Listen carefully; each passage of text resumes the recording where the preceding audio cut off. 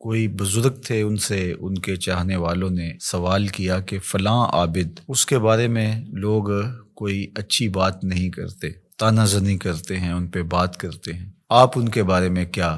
رائے رکھتے ہیں؟ تو انہوں نے جو جواب دیا وہ بہت خوبصورت تھا اور یہ ضرب المثل بن گیا۔ گفت بولے، بر ظاہرش عیب نمی بینم و در باطنش غیب نمی دانم، کہ ان کے ظاہر میں تو میں کوئی عیب نہیں دیکھتا، اور جو ان کا باطن ہے اس کو میں اس لیے نہیں جانتا کہ میں کوئی غیب دان نہیں ہوں کہ میں یہ دعویٰ کروں کہ میں ان کے اندر کو دیکھتا ہوں۔ فرماتے ہیں کہ جس شخص نے پارساؤں والا لباس پہنا ہو تو اس کو تو پارسا ہی سمجھ، چونکہ ظاہر کے مطابق تمہیں گما رکھنے کا حکم دیا گیا ہے۔ تجھے کھودنے کی، کریدنے کی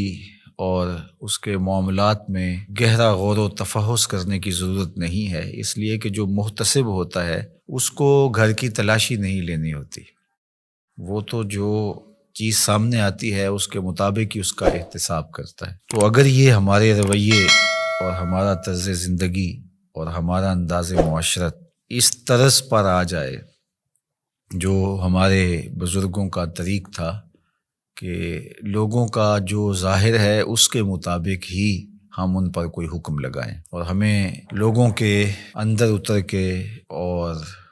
لوگوں کی ٹو میں جا کے گہری تفتیش کرنا اور لوگوں کو کریدنا، یہ تو بتایا ہی نہیں گیا۔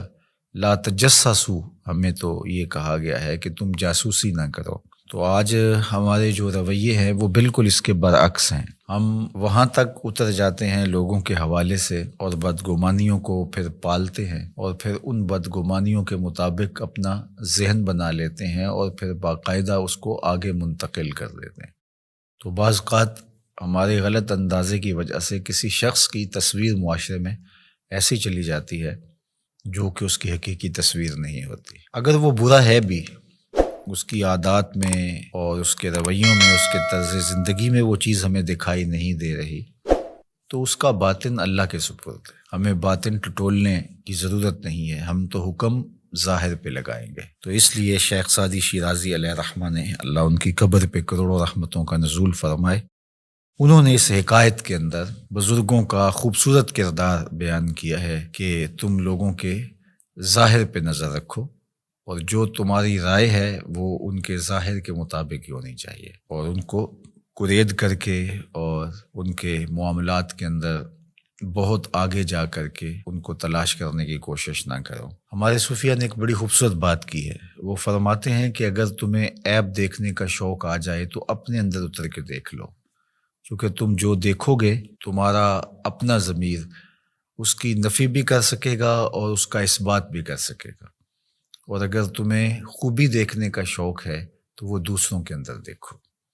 دوسروں کے اندر خوبیاں دیکھو گے تو ان کے بارے میں تمہارا گمان اچھا ہوگا جس سے تم اجر پاؤ گے۔ اپنی خوبیاں دیکھنے لگو گے تو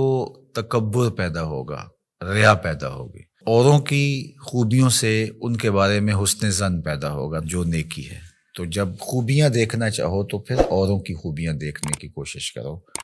اور جب عیب ڈھونڈنے کا شوق آ جائے، تمہارے مزاج میں ہے کہ ہم نے کوئی عیب ہی تلاش کرنے ہیں، تو پھر اپنے اندر اتر کے اپنی کوتاہیوں کو، اپنے عیوب کو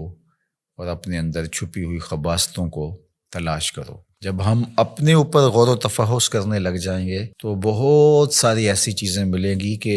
عمومی طور پہ ہماری نظر ان عیوب کی طرف نہیں بھی جاتی ہے، لیکن جب غور و فکر کرنے لگ جائیں گے تو بہت ساری چیزیں کھل کے سامنے آ جائیں گی۔ اللہ تعالیٰ جل شانہ ہمیں توفیقات